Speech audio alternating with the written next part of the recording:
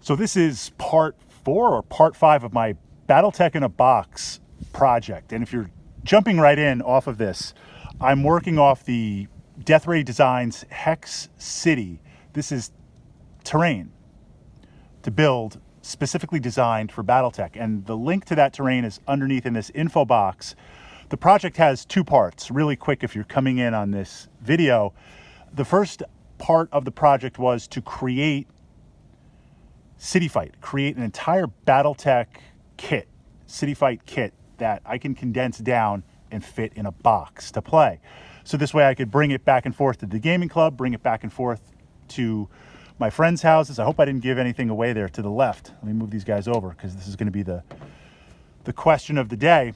And the other component of that was to have 2 different lances, a bunch of different mechs that I can play with. So if people don't have mechs or they want to try some different mechs and machines, again, Battletech, everything ready to go. We're going to do a little test because I'm priming my mechs now. It's the end of January here in New York, freezing. Today's the first day that I can actually get out here. It's not so cold that I can get out here to prime because I don't have a setup inside. I'll just smoke myself out completely. But now we're going to play a little Q&A. That was kind of the intro to this, to test how well you guys know me. If you've been following, certainly you know that big guns never tire. Certainly you know my tactica is when in doubt, attack.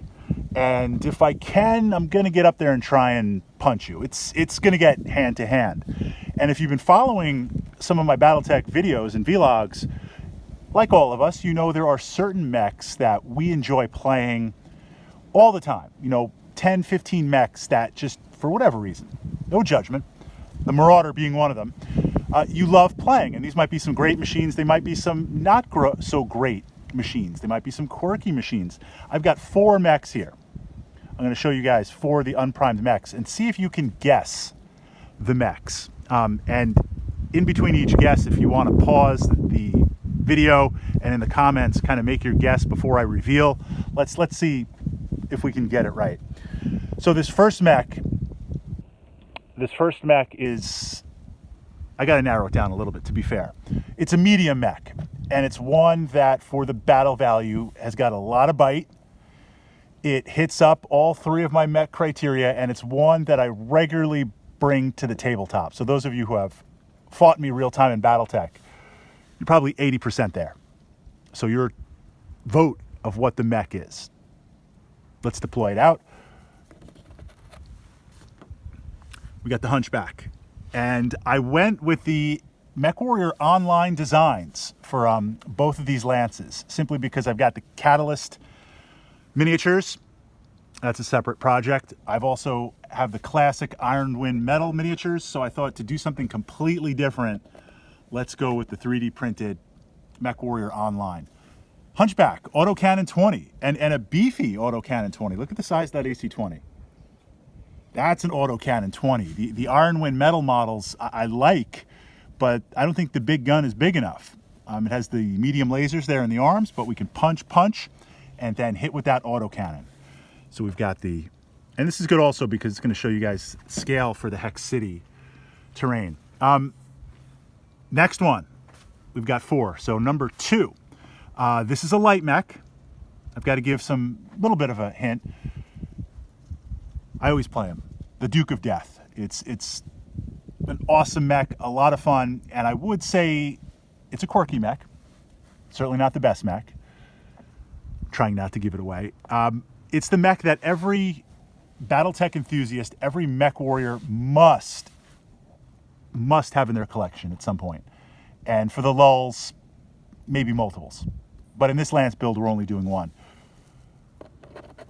We've got, if he can stand up, he's having a hard time stand up. We got the Irby. We got the Urban Mech. Autocannon 1, I guess, autocannon 10, excuse me. I guess that's, can we do an autocannon 100, right? AC-10. It's kind of big guns for a light mech. What was interesting was the scale of the mechs, because again, let's pull down. These are those MechWarrior Online designs. The jump from light to medium to heavy to assault is really, really interesting. It's sized very, very interesting. All right, number 3, because we got to get to number 4 here. Number 3, this is a heavier mech. It's a heavier mech. It's got some big guns. It's a brawler. It's a heavier, I'm not saying if it's a heavy mech or an assault mech, because I'm trying to not give it away completely, but it's a brawler, and it's a mech. If you've had the chance to cross swords with me on the tabletop, one that I regularly play. Not the best mech out there, but again, we all have our favorite mechs. Banshee. I know for a second there it looked like an awesome. I love the awesome. It's an awesome mech. And again, the scale jumping from light, medium, to heavier machines. All right, number 4. And again, just kind of the scale for the Hex City. If I pull out. Number 4. This is a mech, you might be surprised to hear, that I don't have in any of my collections. Simply because there are certain mechs that friends play, good friends of mine when we play Battletech, and this is like their machine. This is like the mech that they always play. And that's not to say that I can't play it also. I mean, I love Stalkers. My buddy Dave loves Stalkers. We do Stalker to Stalker, every 3 or 4 games on the blind draw. But certain friends have certain mechs that they just own. Like I own the Banshee, man. I'm always playing the Banshee. But this was a great chance, since we're doing the sculpts and we're building multiple lances. I'm like, I'm going to go in with this mech. So this is surprisingly not a mech that I have in my collection.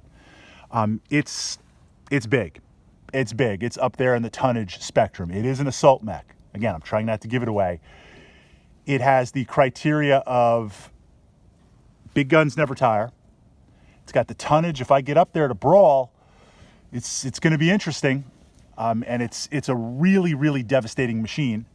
It is not the Annihilator, because we're looking at the timeline in their sphere, but it is a mech that I would say is one of the most powerful and most potent mechs in the game.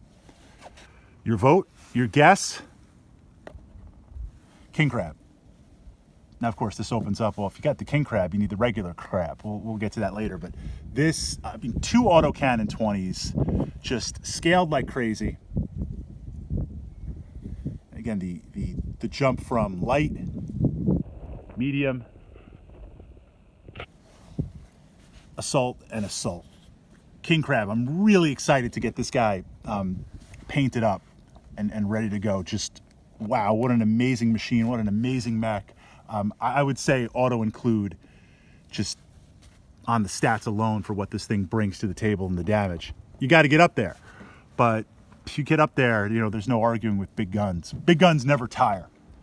All right, I'm going to take these guys over to the priming pile. We're going to get it out because I'm burning daylight and I want to get 2 coats on them and have it dry so I can bring it in.